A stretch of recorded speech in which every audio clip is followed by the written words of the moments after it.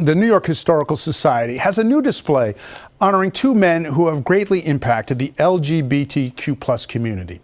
It highlights items from Dr. Frank Clementi and Tyler Clementi, both men facing serious discrimination during their lives, decades apart, both of them victims. Here in the tri-state area, many are familiar with Tyler's tragic story that sparked a foundation designed to bring about change. We sat down with Tyler's mom to talk about it. Here's Eyewitness News reporter Pedro Rivera. The mark of a gifted musician, gone far too soon, now on display at the New York Historical Society. Tyler's violin meant a great deal to him. It was one of his most precious items that he owned, and it brought much joy to him, and I think it brought a lot of joy to the audiences that listened to him play as well.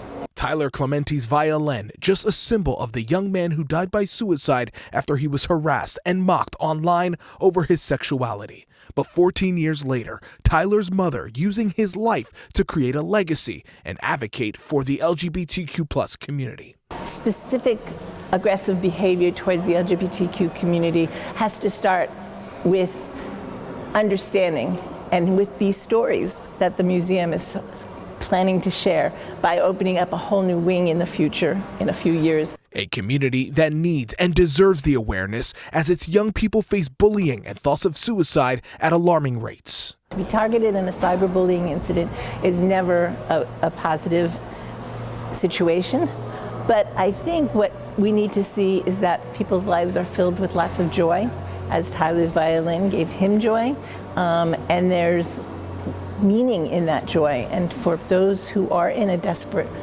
really difficult situation, to hold on to the joy that they have in their life and to know that they're not alone. All with the help of a mother who lost her son, but now sees his memory celebrated far beyond the LGBTQ+ community and Pride Month. It's bittersweet, as most things in my life are.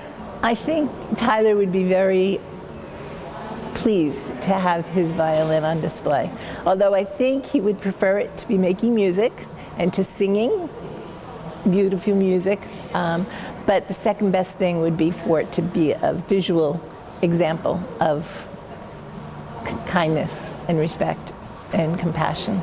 For Channel 7, I'm Pedro Rivera.